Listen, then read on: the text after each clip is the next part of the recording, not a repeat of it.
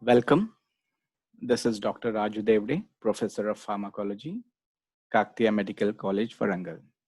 Now, the continuation of the last class, that is insulins, we have discussed in detail regarding the history of diabetes, the historical perspective with respect to discovery of insulin, and we have looked into the structure of insulin.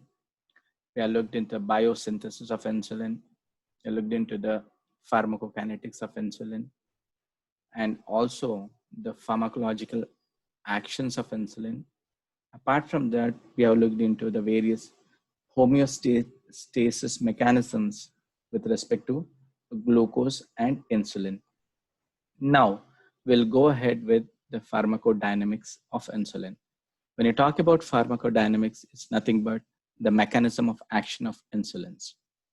Now, before going to the mechanism of action of insulin, one should know how the insulin receptor looks like. So this insulin receptor gene is present on the chromosome 19. And this insulin receptor, it is a transmembrane protein consisting of 2 alpha and 2 beta subunits. 2 alpha subunits and 2 beta subunits. So here, this insulin receptor gene, which is located on the chromosome 19. So alpha 2 subunits are there, and we are having 2 beta subunits. And not only that, if you look at the insulin receptor, it consists of 1370 amino acids.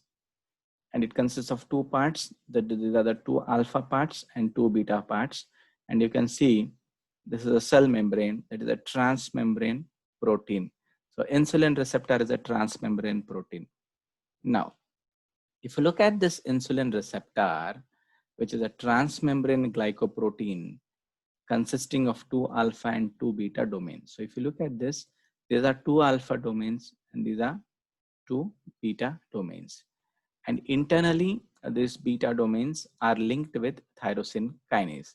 For example, its intracellular tyrosine kinase domain is activated by binding of insulin, leading to a cascade of signaling events. That means to say, this insulin receptor consists of 2 domains, which are the alpha domains, which are outside extracellularly. Intracellularly, we are having a tyrosine kinase domains, which are attached with this particular insulin receptor, that is the alpha subunits of the insulin receptor. And this will result in development of activation of this tyrosine kinase domain will result in binding of the insulin, leading to the cascade of signaling events. Next, when you look into the mechanism of action of insulin, so the binding of insulin happens on the alpha subunit of the receptor. That results in phosphorylation of the beta subunit of the insulin receptor, resulting in phosphorylation of insulin receptor substrate. And this results in the various changes, the conformational changes, which may extend from gene expression to growth promotion and metabolism. So I once again repeat, the insulin binding of the insulin occurs on the alpha subunit of the insulin receptor, resulting in phosphorylation of the beta subunit, which further phosphorylates the insulin receptor substrate, resulting in changes of gene expression, growth, and metabolism. So the insulin regulates both the metabolic enzymes and the gene expression, and does not enter the cells but initiates a signal that travels from the cell surface receptor to the cytosol and to the nucleus. Hence, the insulin receptor is a glycoprotein receptor with tyrosine kinase activity. This is a mechanism. Apart from mechanism of action, if you look at the various steps in the mechanism of action, number 1, which is nothing but formation of the ligand. So ligand reception, leading to receptor dimerization, causing autophosphorylation and activation of tyrosine kinase in the insulin receptor. followed by phosphorylation of target proteins, example, insulin receptor substrate proteins. And this tyrosine phosphorylated insulin receptor substrate proteins act as a binding site for signaling molecules containing SH2, Src homology 2, domains such as PI3 kinase and GRB2 SOS SHP2. So these are the other molecules, the signaling molecules, where tyrosine phosphorylated insulin receptor substrate proteins act as binding site for the various signaling molecules containing various domains, and finally resulting in insulin signaling. Now, when you look into the regulation of insulin signaling, the insulin receptor signaling is regulated in a variety of ways where 2-protein tyrosine phosphatases dephosphorylate the insulin receptor, terminating the insulin action without degrading the insulin receptor. And not only that, the cell surface insulin receptor density is regulated by addition from the Golgi apparatus and insulin stimulated insulin receptor endocytosis. And apart from that, insulin receptor serine phosphorylation also contributes to the negative regulation of insulin receptor signaling. So these are the various mechanisms by which the regulation of insulin signaling happens. For example, insulin receptor signaling is regulated by 3 different types of ways. The 2-protein tyrosine phosphatases dephosphorylate the insulin receptor, terminating the insulin action without degrading the insulin receptor. So insulin action is terminated without disintegrating or degrading the insulin receptor. Not only that, the cell surface insulin receptor density is regulated by addition from the Golgi apparatus and insulin stimulated insulin receptor endocytosis. Not only that, insulin receptor serine phosphorylation also contributes to the negative regulation of insulin receptor signaling. Apart from that, when you look at the biological actions of insulins, they are initiated by its binding to the insulin receptor and have 3 types of action: short action, intermediate action, and long-term actions on the cellular functions. So short-term effects, intermediate effects, and long-term effects, the biological actions of insulin. When you look into the short-term effects, the immediate effects occur within seconds after the receptor activation. And this activation of glucose and ion transport systems. Not only that, finally, the covalent modifications which occur due to phosphorylation and dephosphorylation of pre-existing enzymes. So the short-term effects are usually the immediate effects which occur within seconds after the receptor activation.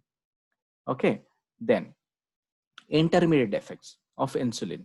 So intermediate effects of insulin extend from minutes to hours, and they are due to induction of genes and expression of certain proteins. Then when you look at the long-term effects of insulin biological actions, they extend from hours to several days. So long-term effects of insulin range from hours to several days, and they stimulate the DNA synthesis, cell proliferation, cell differentiation, and some gene expression events.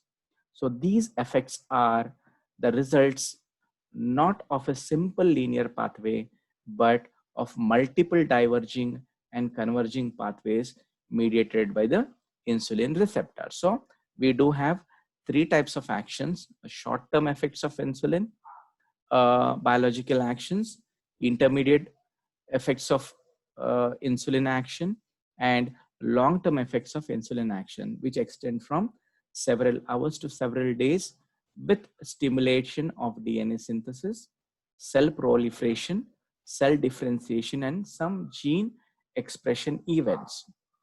Now, there are various genes which are regulated by insulin. So on the left hand side, if you look at, there are change in the gene expression and what is the pathway which is followed by these particular expressed genes or decreased expression of genes. So we will look into a basic few genes which are helpful for various pathways in the regulation of insulin. For example, the increased expression of hexokinase 2, hexokinase 4, phosphofructose kinase 1 and pyruvate kinase. If they are increasingly or increasingly expressed, the pathway which is followed is glycolysis. Okay, then we have certain genes, for example, for fatty acid synthesis, there are so many: pyruvate dehydrogenase, acetyl-CoA carboxylase, malic enzyme. We have ATP citric lyase, ATP citrate lyase, fatty acid synthase complex, and so on and so forth. They are mainly helpful in the pathway of what is called as the fatty acid synthesis pathway. Then whenever the genes which are decreased expression, so whenever there's a decreased expression, for example, PEP carboxykinase, there's pathways gluconeogenesis. Glucose 6 phosphate, this is a catalytic subunit which is helpful in the pathway from glucose release to the blood. So glucose release to the blood pathway, it is mainly due to glucose 6 phosphatase. So there are various genes which are either expressed, there is an increased expression result in glycolysis, or there are certain genes, for example, glucose 6 phosphate dehydrogenase, which is a PPP pathway, that is pentose phosphate pathway, like that. 6 phosphogluconate dehydrogenase, again it is pentose phosphate pathway, like that. Certain genes are expressed, certain genes are decreased expression, resulting in either gluconeogenesis, that is PEP carboxykinase, or glucose 6 phosphatase, which is a catalytic subunit causing release of glucose into the blood.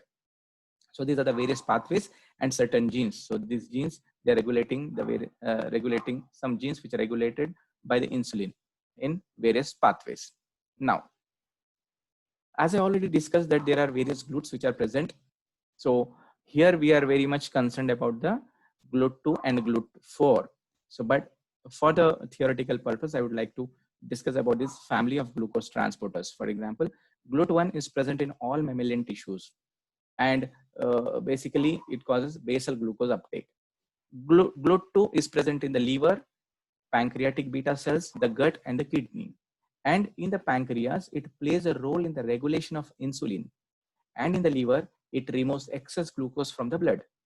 In the liver, it removes excess glucose from the blood in the liver, as well as in the pancreas, it plays a role in the regulation of insulin. Apart from that, GLUT3, it is present in all mammalian tissues. Again, it is for basal glucose uptake. And GLUT4, it is mainly present in the muscles, fat tissues, and especially gut also it is present, and also the kidneys it is present. So GLUT4, muscles and fat tissues. So what do they do?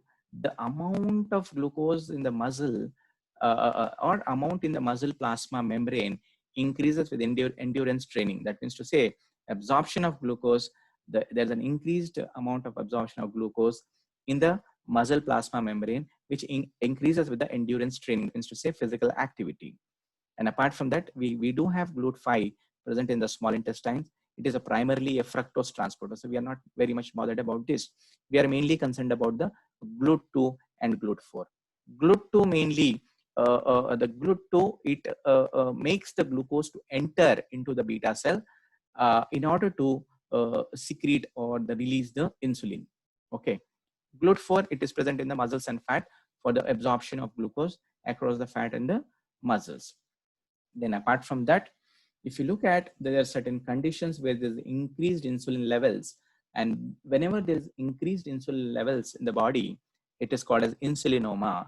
And this insulinoma may be either an adenoma of the islet cells of the Langerhans, or it could be increased insulin secretion, where the features of this insulinomas are neuropsychiatric symptoms, nervousness, confusion, and hypoglycemic attacks. So we do have various presentations of the insulinomas, like adenoma, which is a very common presentation. Occasionally, there are multiple adenomas, and 10% involvement of insulinoma is an adenoma. Apart from that, we have islet cell carcinoma, which is a very rare phenomenon where there's an irregular lesion with metastasis and invasion. And this islet cell carcinoma also will result in excess hormone secretion, resulting in all these features. And apart from that, we have another condition which is called as hyperplasia. And this is also a very rare condition. It causes enlargement of multiple islet cells, resulting in excessive production of insulin. And finally, this islet cell carcinoma may result in metastasis and the patient may die. So insulin, if there is more excess insulin, may result in development of serious hypoglycemia, dizziness, sweatings, convulsions, coma, and death if it is not monitored and treated appropriately, or you remove this tumor or various other causes for this insulinomas. Apart from that, if you look at, there's one more condition which is called as insulin shock.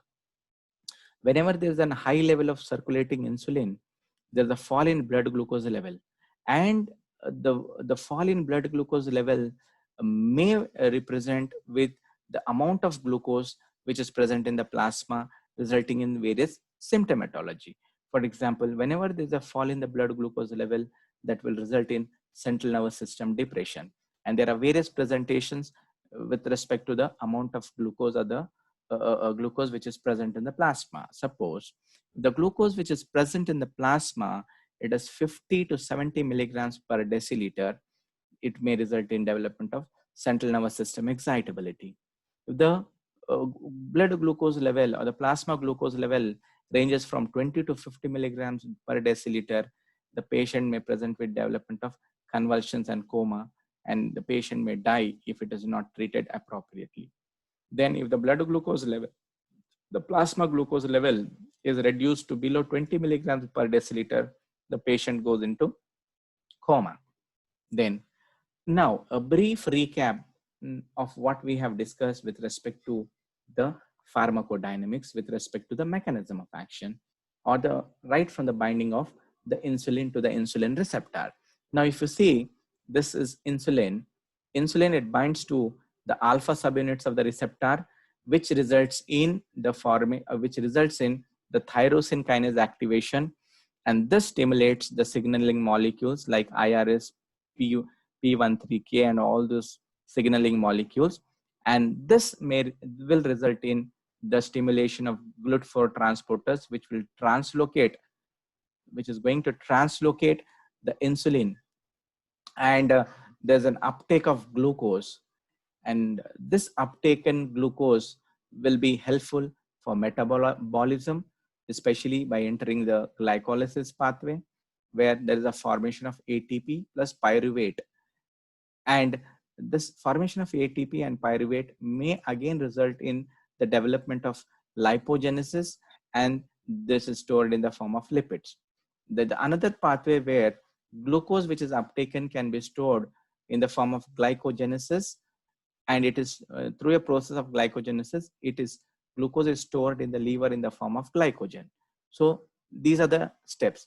And apart from that, after the glucose is uptaken through insulin binding, tyrosine kinase activation of signaling molecules, IRS, P13K, and so on and so forth, resulting in translocation and through GLUT4 and glucose uptake, resulting in metabolism and storage like glycolysis, lipogenesis, and glycogenesis, resulting in finally the next pathways, that is development of protein synthesis, cell survival, and proliferation, and the cascade goes on like that. Now, if you look at the finally, if you look at the cell of origin, if you look at the cell of origin of insulin, it is the islet cell or beta cells of Langerhans. So beta cells of the pancreas, or islet cells or beta cells of the Langerhans. Okay. Then if you look at the chemical nature of the insulin, it is actually a 51 amino acid peptide containing A chain and B chain, that is alpha chain and beta chain. Alpha chain contains 21 amino acids and beta chain contains 30 amino acids. If you look at the biosynthesis of insulin, it is a typical peptide molecule, a polypeptide. And if you look at the transport in the circulation, it is mainly dissolved into the plasma after its production or secretion. And the plasma half-life of insulin is 5 minutes. And the factors which affect the release of insulin, mainly the glucose. If the glucose level is greater than 100 milligrams per deciliter, then it is stimulates the release of insulin, and it will also increase the blood amino acids, the GI hormones, the feedback forward reflex, and parasympathetic sympathetic amplification, and sympathetic nervous system inhibition occurs. There is an amplification and stimulation of parasympathetic nervous system and inhibition of sympathetic nervous system. That is the thing. So factors affecting the release of insulin, especially glucose and amino acids, GI hormones, parasympathetic stimulation, and sympathetic inhibition. Now, coming to the target cells and tissues. So the insulin, which is going to act upon the liver, the muscle, the adipose tissue, primarily.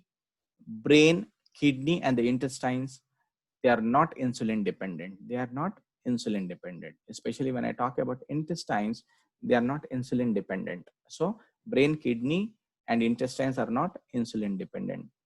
Now, coming to the target receptor, the membrane receptor with tyrosine kinase activity, the pathway with insulin receptor substrates, the whole body or tissue action. If you look at, there's a decreased plasma glucose by increasing transport into the cells, or increased metabolic use of glucose. That means to say, insulin is helpful by reducing the plasma glucose, by increasing the transport of glucose into the cells, or increasing the metabolic use of glucose. That means to say, insulin is helpful for anabolic purpose, where it captures the glucose and tries to make the glucose enter into the cells for metabolic purpose. Then action at the level of the cellular level, or action at the cellular level. It causes increased glycogen synthesis. It causes increased aerobic metabolism of glucose, and it causes increased protein and triglyceride synthesis. So with this, I think we have come to the end of the pharmacodynamics of insulin, especially what we have seen in today's classes, the insulin receptor, the mechanism of action of insulin, the various biological actions of insulin with respect to short-term, intermediate effects, short-term effects, intermediate term effects, and long-term effects of insulin. And we have seen various genes which are responsible for various pathways mediated through insulin receptors. And finally, in a nutshell, we have seen the mechanism of action of insulin. Now, when we talk about this, intestines are not insulin dependent. That means to say, in the intestines, we have GLP. That is, GLP is nothing but glucagon-like peptide, which is having an insulinotropic action. So this GLP or GLP-1 analogs, which are used in the treatment of type 2 diabetes, like GLP analogs and DPP-4 inhibitors, which will be dealt in the next class when we talk about oral hypoglycemic drugs, or drugs used in the treatment of type 2 diabetes, which are the oral drugs. But still, I would like to tell you in this particular topic before I end my talk, that is, GLP is an glucagon-like peptide which are present in the cells of the intestines. And these cells are going to produce this GLP, that is glucagon-like peptide, which is an insulinotropic hormone, in response to the local availability of glucose. That means to say, the GLP 1 or GLP analogs, GLP-1 analogs, they act by whenever there is a presence of glucose, that is glucose dependent insulin release. So insulin allotropic hormone, GLP, is an insulinotropic hormone, and this is released with a response to availability of glucose in the gut. If there is no availability of glucose, this GLP will not get stimulated. So in the other words, we can say with respect to this GLP-1 analogs, because you know GLP-1 is present in the gut, which gets rapidly metabolized by what you call like the DPP-4 enzyme, that is dipeptidyl peptidase 4 enzyme. So if I want to give a GLP-1 analog like exenatide or exendin, which is a GLP-1 analog in the treatment of type 2 diabetes, this exendin or exenatide, which is very short duration of action, because this GLP is rapidly metabolized by an enzyme which is called as DPP-4, that is dipeptidyl peptidase 4. So it has having a very short action. So to prevent this, we have come with another group of drugs which are called as DPP-4 inhibitors like sitagliptin, vildagliptin, teneligliptin, and these are called as gliptins or incretin mimetic drugs. So when I talk about these gliptins or DPP-4 inhibitors or incretin mimetic drugs, I would like to tell you one very important thing with respect to this gut hormones like GLP and DPP-4 inhibitors. There's one entity which is called as incretin effect. So what is this incretin effect? So this incretin effect is nothing but if we give intravenous glucose, if you give intravenous glucose, there is no release of GLP hormone. The GLP is not released with intravenous glucose. So it does not matter how much amount of glucose is given intravenously, but it matters if the glucose is available through oral, it is available in the gut, then only this GLP is going to act upon and it is released. And that is why we say glucose dependent insulin release. So incretin effect is something where the orally, if you give glucose, there is a stimulation of GLP and GLP is released, and this is called as incretin effect. No matter how much amount of glucose you give intravenously, there is no release of GLP, and this directly tells that the oral availability of glucose in the gut or the local availability of the glucose in the gut will stimulate the production of GLP, and that is how this GLP analogs and DPP-4 inhibitors are going to act by reducing the glucose concentration, by reducing the glycosuria, or by reducing the hyperglycemia without causing hypoglycemia. Thank you very much. So I think it is very clear by now that the gut hormones like GLP are especially having an insulinotropic action, and they are released in the presence of glucose. So glucose dependent insulin release. And as I told you that GLP-1 and GLP-1 analogs are very short half-life. They are rapidly degraded by the DPP-4 enzyme, dipeptidyl peptidase enzyme. Hence, the drugs which are GLP-1 analogs like exenatide or exendin or liraglutide, they are very short half-life. But of course, liraglutide is having a little bit greater half-life, but it is an injectable form. So when you talk about DPP-4 inhibitors, they are oral preparations like sita, vilda, gliptins, and teneligliptin, and so on and so forth. So they act by inhibiting the DPP-4 enzyme, whereby the metabolism of GLP-1 is inhibited and the availability of GLP-1 is more, which is an insulinotropic hormone. So the incretin effect is the effect which is seen, the release of GLP-1 is seen when glucose is given orally rather than intravenous glucose. So there is a glucose dependent insulin action. And with this brief introduction to again the OADs, which has been dealt with another assistant professor, but I wanted to make it a point to make you clear regarding the incretin effect and the GLP-1 which are present in the gut. Thank you for the patient hearing. Stay home and stay safe.